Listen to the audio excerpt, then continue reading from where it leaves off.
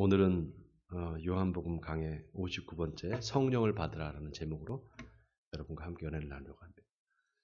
지난주에 동산지기 예수라는 제목으로 설교를 했습니다. 막달라 마리아가 부활하신 예수님을 만나는데 예수님을 못 알아보고 동산지기인 줄 알았다, 이렇게 사도 요한이 기록을 하고 있습니다. 근데 그게 예수님이 동산지기로 나타나셨기 때문이다, 이렇게 말씀드렸어요. 그게 바로 계시다, 이렇게 말씀드렸습니다. 계시라는 것은 하나님께서 자기 자신을 드러내시는 것을 계시라고 말합니다. 그럼 그 계시가 의미하는 게 뭐냐? 그게 중요하다고 그랬죠. 자, 예수님께서 십자가에 달린 곳에 한 동산이 있었고 그 동산 안에 새 무덤에 예수님께서 장사가 되셨습니다. 그 동산이 에덴 동산을 의미한다고 말씀드렸어요. 그래서 예수님이 동산지기로 나타나신 것이 예수님이 제2의 아담이다 라는 것을 보여주기 위함이다 했습니다. 여러분 기억나십니까? 그래서 하나님의 구원이 어떻게 완성이 되고 이루어지느냐? 새로운 창조로 완성됩니다. 하나님은 항상 새롭게 세상을 다시 창조하십니다. 지금도 마찬가지입니다. 하나님께서 우리의 영을 새롭게 하시고 우리를 날마다 새롭게 창조하십니다. 아멘입니까, 여러분? 우리의 심령이 날마다 새롭게 되는 역사가 지금도 일어나고 있습니다. 그래서 사도 바울이 누구든지 그리스도 안에 있으면 새로운 피조물이라, 이전 것은 지나갔으니 보라 새 것이 되었도다, 이렇게 고백을 했습니다. 또 니고데모한테도 사람이 거듭나야만 하나님의 나라에 들어갈 수 있다, 또 하나님의 나라를 볼 수 있다고 예수님께서 말씀하셨죠. 여러분, 새롭게 우리가 거듭나지 않으면 하나님의 나라에 들어갈 수 없습니다. 새롭게 거듭나야만 합니다.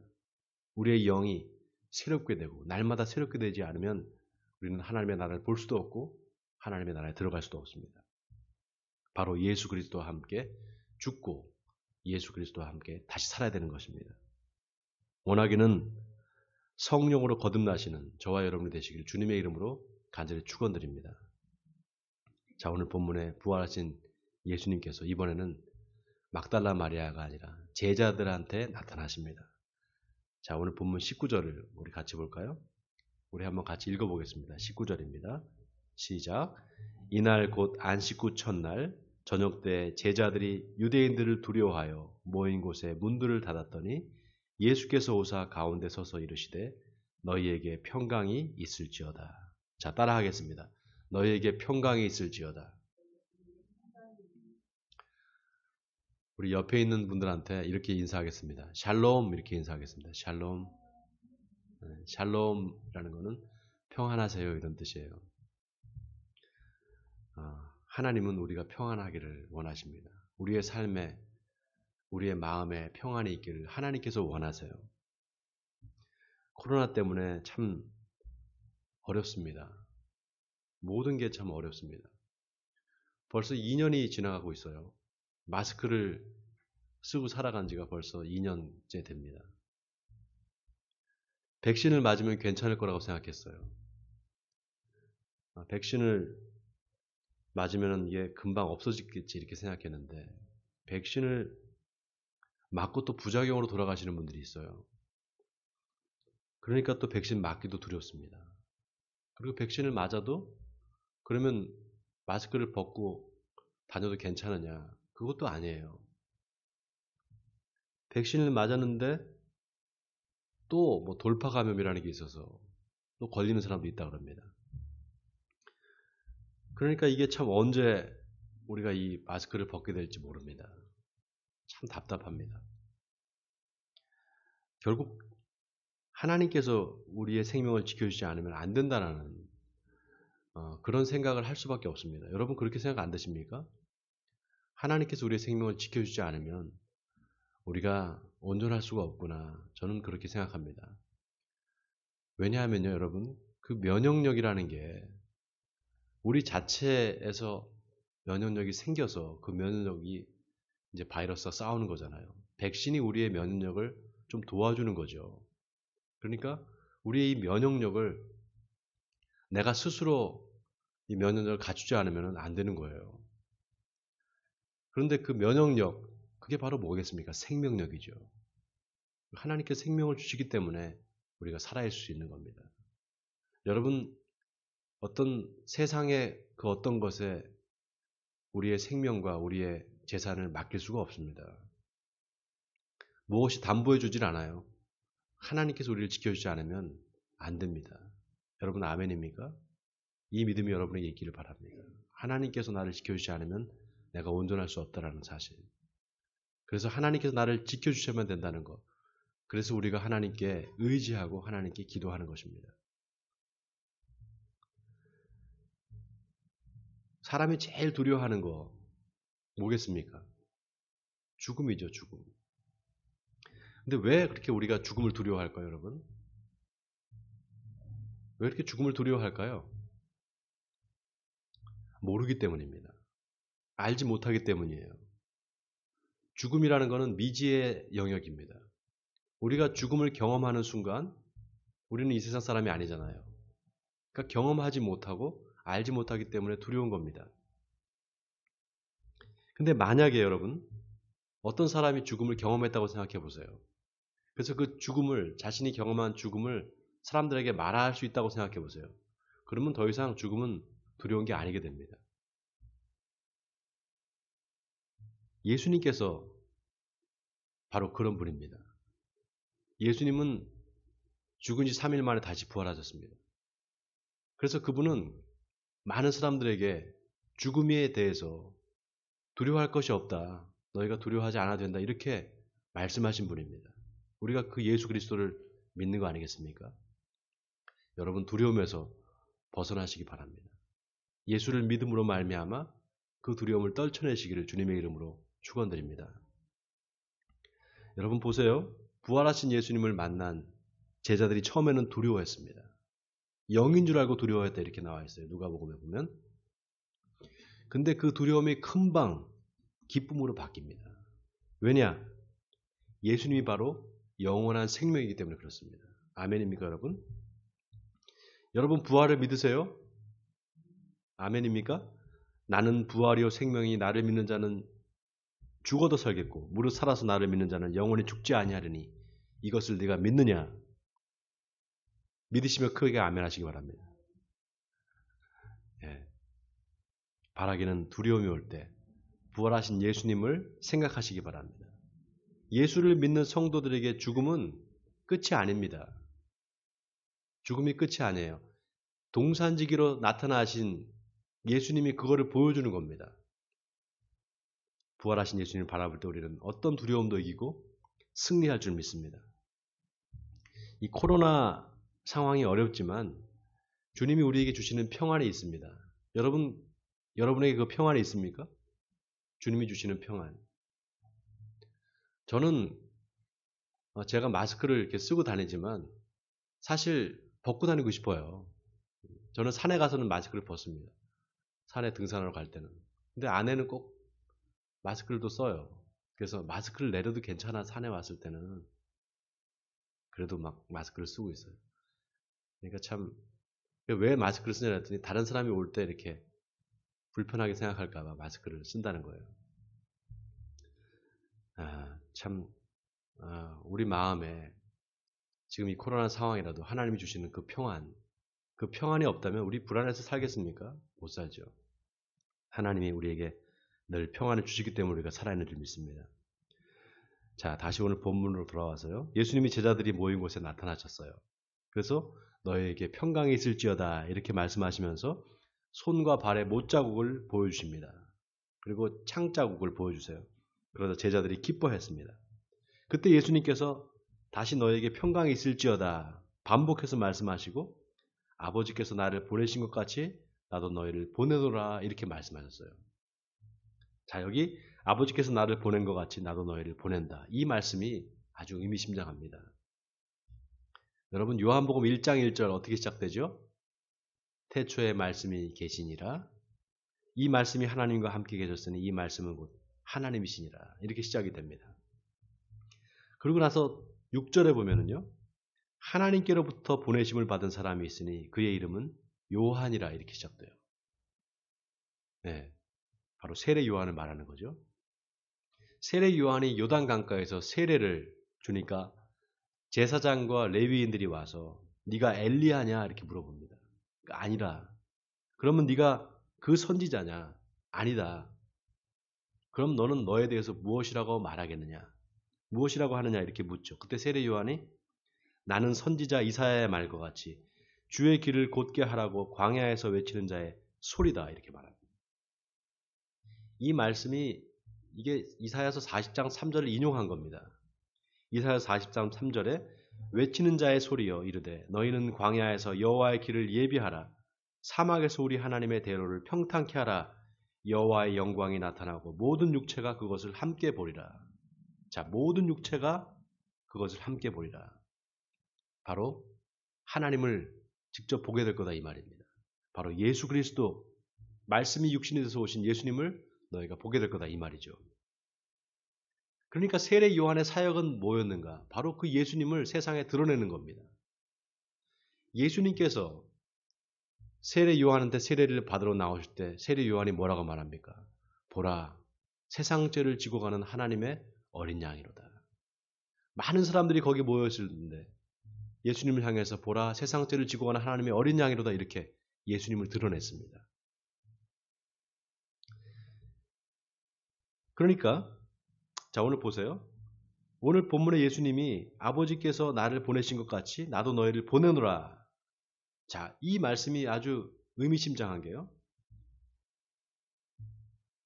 하나님께서 예수님을 보내기 전에 누구를 보냈어요? 세례 요한을 먼저 보냈어요. 근데 예수님이 아버지께서 나를 보내신 것 같이 나도 너희를 보내노라 그랬습니다. 자, 누가 보내서 왔다라고 말할 때 나보다 나를 보내는 사람이 더 중요합니다. 그렇죠? 나는 누가 보내서 왔어요. 그러면 나보다 나를 보낸 사람에 집중되잖아요. 그렇죠? 그러니까 보낸 사람의 뜻이 뭔가, 왜 보냈을까? 그 의도가 뭘까? 이게 중요해지는 거죠. 여러분, 예수님이 세례 요한한테 세례를 받으실 때 성령이 비둘기같이 예수님께 임했습니다. 그리고 하늘에서 이는 내 사랑하는 아들이요 내 사랑하는 자라 기뻐하는 자라 이렇게 말씀이 하늘에서 들립니다. 그리고 나서 예수님의 공생애가 시작되잖아요.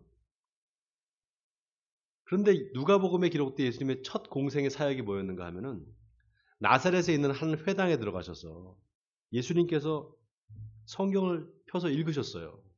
여러분, 유대인의 그 회당 예배는 먼저 한 사람이 나와서 낭독자가 성경 말씀을 읽는 거로 시작됩니다. 그때 예수님께서 낭독자가 되셔서 성경을 읽으셨는데 펴서 읽은 성경이 뭐였는가 하면 이사야서 61장 1절의 말씀입니다. 주의 성령이 내게 임하셨으니 이는 가난한 자에게 복음을 전하게 하시려고 내게 기름을 부으시고 나를 보내사 포로된 자에게 자유를 눈먼 자에게 다시 보게 함을 전파하며 눌린 자를 자유롭게 하고 주의 은혜의 해를 전파하게 하려 하심이라. 자, 나를 보내사. 누가 보냈다는 겁니까? 하나님이 나를 보냈다는 거예요. 하나님이 예수님을 보내신 이유가 뭔가? 자, 하나님의 뜻이 뭔가? 가난한 자에게 복음을 전하려고 보내셨다는 거예요. 또 포로된 자에게 자유를 주시려고, 또 눈먼 자를 다시 보게 하시려고, 또 눌린 자를 자유롭게 하시려고 보내셨다는 겁니다. 바로 죄로부터의 자유입니다. 죄로부터 자유하게 하려고. 그게 예수님을 세상에 보내신 하나님의 뜻입니다. 여러분 아멘입니까? 자, 그런데 오늘 본문에 예수님이 뭐라고 하시는가? 21절에 아버지께서 나를 보내신 것 같이 나도 너희를 보내노라 그랬어요. 자, 그럼 예수님이 제자들을 보내는 목적이 뭡니까? 하나님이 예수님을 보낸 목적과 똑같아요. 바로 세상 사람들의 죄를 사해 주라는 겁니다. 세상 사람들의 죄를, 그 죄 가운데 살아가는 사람들을 그 죄의 속박에서 벗어나게 해주라는 거예요. 죄에서 자유롭게 해주라는 겁니다. 자, 그리고 22절에 뭐라고 말합니까? 우리 다 같이 22절 한 목소리 읽어보겠습니다. 자, 시작. 이 말씀을 하시고 그들을 향하여 숨을 내쉬며 이르되 성령을 받으라. 자, 이 말은 예수님이 후 하고 숨을 불어넣으셨다는 거예요. 그러면서 성령을 받으라 이렇게 말씀하셨다는 거예요. 놀라운 게요. 여러분, 이 말이 요한복음에만 나옵니다. 다른 복음서에서는 성령을 받으라 이렇게 말씀을 안 하셨어요. 그리고 숨을 내쉬면서 성령을 받으라 이렇게 말했다는 이 기사는 요한복음에만 나옵니다. 왜 여러분 굳이 사도 요한이 숨을 내쉬며 성령을 받으라고 했다 이렇게 기록을 했을까요? 여러분 예수님이 숨을 이렇게 후 하고 내쉬었다 이 말을 들을 때 뭐가 생각이 납니까? 네? 이게 생각이 나야 되는데 여러분이. 네, 맞아요. 창세기가 생각나시죠? 창세기 2장 7절에 여호와 하나님이 땅의 흙으로 사람을 지으시고 생기를 그 코에 불어넣으시니 사람이 생명이 된지라. 창세기 2장 7절의 말씀이 생각나죠. 그 바로 다음 절에 2장 8절에 뭐라고 나와 있는가 하면 여호와 하나님이 동방의 에덴에 동산을 창설하시고 그 지으신 사람을 거기 두시니라. 저는 사도 요한이 이 말씀을 기록할 때 창세기를 봤다고 생각합니다.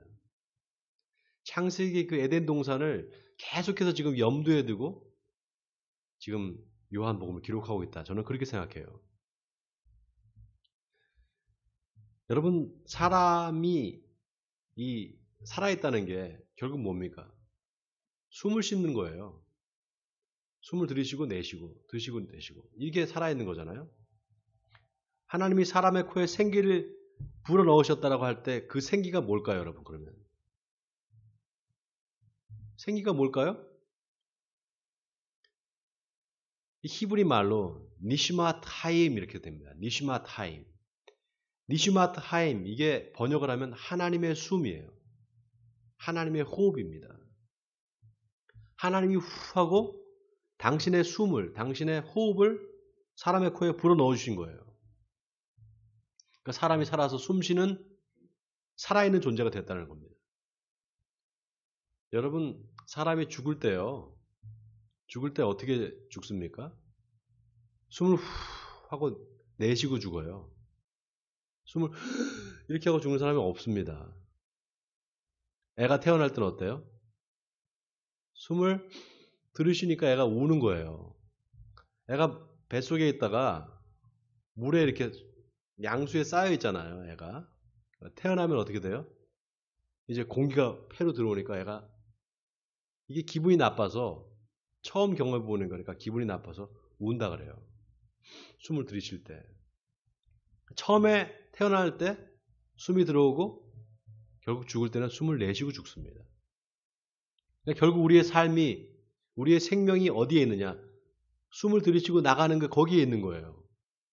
바로 하나님께서 우리에게 숨을 불어넣어 주셨기 때문에 우리가 살아있는 존재가 된 겁니다. 자, 오늘 예수님이 제자들한테 숨을 내쉬면서 성령을 받으라. 이게 뭘 의미하는 걸까? 하나님이 세상을 새롭게 이제 창조하신 겁니다. 새롭게 창조하신 거예요. 처음에 아담을 창조하셨듯이 이제 예수님을 통해서 세상을 새롭게 하신 거예요. 새롭게 재창조하신 겁니다. 그리고 제자들에게 숨을 불어넣으시면서 성령을 받으라. 바로 예수님을 통해서 모든 세상을 새롭게 재창조하시는 겁니다. 바로 하나님의 숨, 니시마 타임으로 우리를 새롭게 창조하신다는 거예요. 아멘입니까, 여러분? 자, 그런데 보세요. 더 놀라운 게 예수님이 성령을 받으라고 하신 다음에 뭐라고 하시는가 하면 자, 보세요. 23절입니다. 너희가 누구의 죄든지 사하면 사해질 것이요 누구의 죄든지 그대로 두면 그대로 있으리라 하시니라. 자, 너희가 누구의 죄든지 사하면 사해질 것이다. 참 이 말씀이 그리고 누구의 죄든지 그대로 두면 그대로 있으리라. 이 말씀을 참 제가 어제 이거를 그 설교를 준비하면서 굉장히 이게 어렵더라고요. 네. 굉장히 이게 어려웠습니다. 뭐 다른 목사님도 어떨지 모르겠는데 제가 굉장히 어려웠어요. 그래서 새벽 2시까지 이걸 가지고 씨름했어요. 여러분 예수님이 중풍병자를 고치실 때 그 친구들이 중풍병자를 그냥 침상에다가 올린 상태에서 데리고 옵니다. 근데 예수님이 한 집에서 이제 가르치실 텐데 사람이 너무 많으니까 그 중풍병자를 메고 온 그 친구들이 예수님이 계신 방 위에 지붕을 뚫고 그거를 침상을 내려와요. 그걸 예수님께서 보시면서 이 사람아 네 죄가 사함받았는지라 이렇게 말씀하셔요. 그러니까 거기 있었던 바리새인들과 서기관들이 아니 저가 누구길래 감히 죄를 사한단 말인가. 죄를 사할 수 있는 분은 하나님 한 분뿐인데 이렇게 마음으로 생각할 때 예수님께서 그 마음의 생각을 아시고 뭐라고 말씀하시는가 하면 내 죄사함을 받았느니라 라는 말과 일어나 걸으라는 말 중에 어떤 게 더 쉽겠느냐 어떤 게 더 쉽겠느냐 이렇게 말씀하세요. 그러나 인자가 땅에서 죄를 사하는 권세가 있는 줄 알게 하리라 이렇게 말씀하세요. 자, 인자. 여기서 인자는 누구를 가리킵니까? 예수님을 가리키는 거죠. 예수님. 자, 그런데 그 인자가요. 히브리 말로 벤 아담이라 그래요. 벤 아담. 아담의 아들. 바로 사람의 아들이라는 뜻입니다. 여러분 이 아담이라는 말, 이 말이 참 의미심장한 말이에요. 아담. 이 아담이라는 말이 아다마라는 말에서 유래됐습니다. 아다마는 뭐냐면 흙이라는 뜻이에요. 흙이라는 그 아다마에서 아담이라는 말이 나왔어요. 자, 그러니까 이게 예수님만 해당되는 말이 아니에요. 벤 아담이라는 말이, 인자라는 말이. 저나 여러분이나 다 사람의 아들이잖아요. 아닌가요? 사람의 아들 아니에요? 자, 그래서 오늘 본문의 마지막 23절에 너희가 누구의 죄든지 사하면 사해질 것이요. 누구의 죄든지 그대로 두면 그대로 있으리라. 이 말씀이 참 심오한 말씀입니다. 의미심장한 말씀이에요. 왜냐 예수님의 말대로 하면 이제 예수님뿐만이 아니라 제자들도 죄사함의 권세가 있다는 거거든요. 자, 아까 아다마 말씀드렸죠. 아다마. 흙. 그 흙에서 사람, 아담이라는 말이 나오는데 그러니까 아담이란 말이 실은 고유명사이면서 보통명사예요. 고유명사는 왜 고유명사냐? 하나님께서 창조하신 첫 번째 사람, 그 이름이 아담이잖아요. 근데 그와 동시에 또 그냥 사람이라는 뜻이에요. 보통명사입니다. 그러니까 예수님이 인자라고 할 때 우리가 그 의미를 고유명사로 해석할 수도 있고요. 또 보통명사로 해석할 수가 있어요. 이게 어제 제가 헷갈려가지고 이거를 어떻게 해석을 해야 되나 참 고민을 많이 했어요. 그래서 뭐 주석을 다 찾아봤어요. 자, 고유명사로 하면은 예수님 말하는 거고 보통명사로 하면은 그냥 사람을 말하는 거예요. 누가복음 5장에 보면은 아까 말씀드렸잖아요. 그 중풍병자 이야기. 죄사함을 받았느니라. 이 사람아 네가 죄사함을 받았느니라. 이 말을 들은 바리새인과 서기관들. 죄사함을 해줄 수 있는 분은 하나님밖에 없는데 이게 무슨 소린가? 그때 예수님께서 다시 말씀하셨잖아요. 인자가 땅에서 죄사하는 권세가 있는 줄 알게 하려 합니다. 자, 그렇다면은 이 말이 사실이라면 누구나 그러면 다 죄를 사할 수 있다는 뜻인가? 의문이 생기죠. 아니 목사님, 사람이 어떻게 사람의 죄를 사해 줄 수가 있습니까? 하나님만 죄를 사할 수 있지. 여러분 어떻게 생각하세요? 예? 어떻게 생각하세요? 말씀해 보세요. 이렇게 한번 소통을 해보려는 거예요, 제가.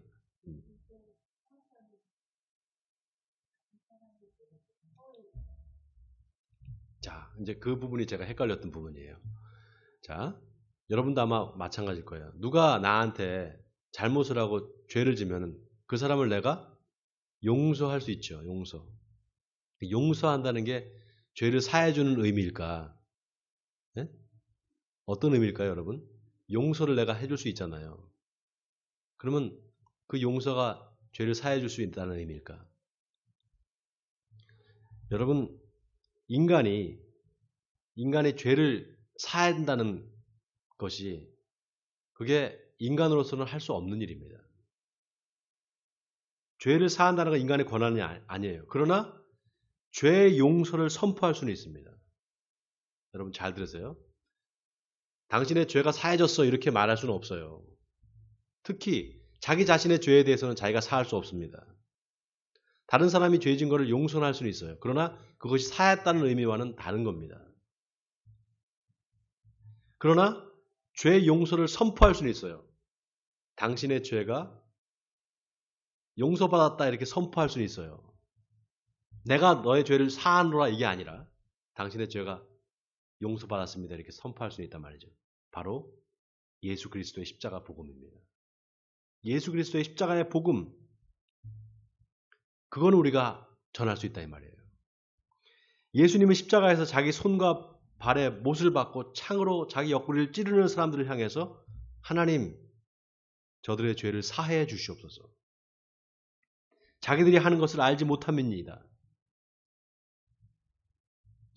예수님은 자기를 창으로 찌르고 못을 박는 사람들을 용서했습니다. 용서했어요. 그리고 하나님께 그 죄를 사해달라고 빌었습니다. 그 예수님의 간구에 하나님께서 응답을 하셔요. 그 응답이 뭔지 아십니까? 바로 성령입니다. 성령. 성령을 보내주시는 거예요. 그래서 오순절 마가의 다락방에 성령이 임했어요. 제자들이 성령을 받습니다. 그리고 제일 먼저 한 일이 뭐였습니까? 복음을 전하는 거예요. 여러분 복음이 뭡니까? 누구든지 예수를 믿으면 죄에서 구원받는다. 누구든지 예수를 믿기만 하면 멸망하지 않고 구원받는다. 이게 복음이잖아요. 그래서 예수님이 너희가 누구의 죄든지 사하면 사해질 것이다. 이 말은 다른 말로 하면 너희가 복음 증거자가 될 것이다. 이 말입니다. 그래서 성령의 역사는 반드시 복음 증거의 현장에 나타납니다.